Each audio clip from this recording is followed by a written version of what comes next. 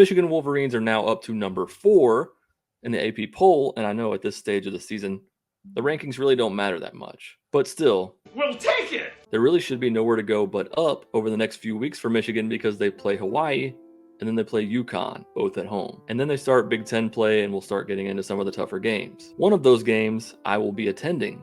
More on that later. So let's take a look at what the media is saying. ESPN came out with their power rankings after week 1, and it looks like this. Number 1, Georgia. Number 2, Alabama. Number 3, Ohio State. Number 4, Oklahoma. Number 5, Michigan. Anybody who watched Georgia dismantle Oregon should not be surprised that the defending champs are number 1. Alabama, number 2, not a surprise. They're going to be a top 5 team until Nick Saban retires at age 104 in about 30 years. Ohio State, whom we love to hate, did beat number 5 Notre Dame, so I'm fine with them being number 3. Oklahoma at number 4 ahead of Michigan is a little bit surprising to me. Michigan fans might recognize Oklahoma's lead running back, Eric Gray. Eric Gray was once committed to Michigan before he flipped to Tennessee, and then he transferred to Oklahoma. Really, Oklahoma at number 4, Michigan at 5, doesn't really matter. Like I said, rankings this early in the season doesn't really matter. Rankings don't matter until like November. As for the AP poll, they have Alabama at 1, Georgia at 2, Ohio State at 3, and Michigan at number 4. This weekend, we have Alabama playing at Texas, and they're a 20-point favorite. We have Georgia playing Samford. We have Ohio State playing Arkansas State, and Michigan playing Hawaii. So unless Texas pulls some kind of crazy upset over Alabama, I think the top 4 is probably going to be the same next week. We wondered how Michigan would do in the pass rush after Ojabo and Hutchinson both left. Well, it looks like they did all right. I realize they just played Colorado State, okay? But this tweet from Pro Football Focus College says defenses that generated the most quarterback pressures in week 1, Houston first with 34, and Michigan in second with 33. And as always, Michigan doing well on the TV front.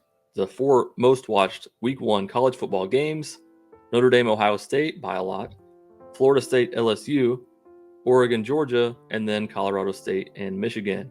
See, the other 3 games are marquee matchups, and then Michigan playing Colorado State still finished very high on the most watched list. Got one more tweet for you. This is from Brandon Justice over at the Maize and Blue Review.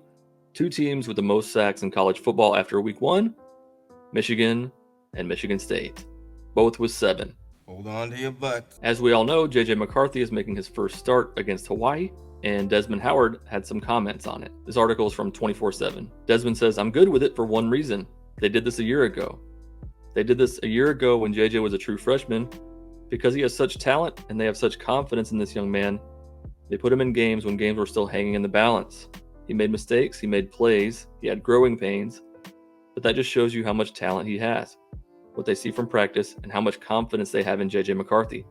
You have Cade McNamara, and listen, he has 14 starts, and he took them to the college football playoff. You can't disrespect him by just benching him. I understand what is going on with the dynamic between the two, and it worked a year ago, so why is everybody questioning it this year?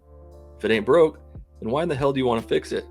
Now, I understand people say you got to go with one quarterback. Why do you have to go with one quarterback if you have 2 very good quarterbacks in a system that worked a year ago? My only concern is that Josh Gaddis, the play caller from a year ago, is now in Coral Gables running the offense for the Miami Hurricanes. So Coach Harbaugh has almost an OC by committee. I'd almost rather see one OC than an OC by committee. I don't know that I necessarily agree with Desmond. I know that 2 quarterback systems can work, but I would rather have Michigan have one guy playing quarterback, I think, because he takes the first team reps. People look to him as a leader. There's no, the game flows a little bit better. So we'll see who emerges. A quick look at recruiting for the 2023 class. Alabama and Texas, who play each other on Saturday, are 1 and 2. Georgia, Notre Dame, Oklahoma, Ohio State. You got to scroll all the way down to 29th. There's Michigan, sandwiched right in between Iowa and Stanford. Not ideal. Looking at the Big Ten alone, Ohio State, Penn State, Michigan State, Northwestern, Iowa, and then Michigan in 6th in the Big Ten. The good news for Michigan recruiting is that 2024 5-star quarterback Jadyn Davis will be at the Hawaii game on Saturday. Adam Gorney at Rivals writes, he's back. The 2024 5-star quarterback from Charlotte, North Carolina is returning to Michigan for another visit, and this will continue to be important as the Wolverines are considered to be the front runner right now in his recruitment. Georgia is going to stay involved here, and Davis might not be ready for a decision yet, but Michigan should torch Hawaii, and the environment should be good. It will be interesting if the two-quarterback system concerns Davis at all, but Michigan has made him a huge priority, and that's important to the five-star for sure. If you're not familiar with Jadyn Davis at all, he is currently ranked number 4 when it comes to quarterbacks in the 2024 class.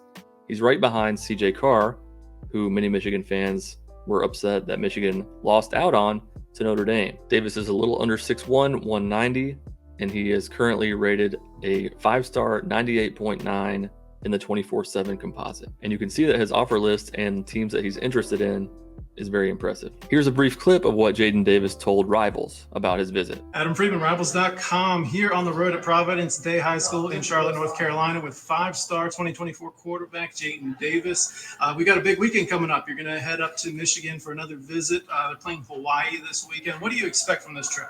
No, I'm expecting it all. I get to see my boy JJ get his first start, so I'm really ready to see how the offense is going to deal with him at the helm, along with Coach Harbaugh, Coach Weiss, calling the offense and stuff like that. So I'm just looking for, it's my first time in Michigan in the game day environment. It's a night game, so I'm looking forward to it. I really wish that I were going to the Michigan-Hawaii game, but living in Tennessee makes it a little hard to get up to the big house very often. However, I will be going to the Michigan-Penn State game on October 15th. I'll be heading up there with my brother Brian and my nephew Isaac, who is just now finding out about this trip right now.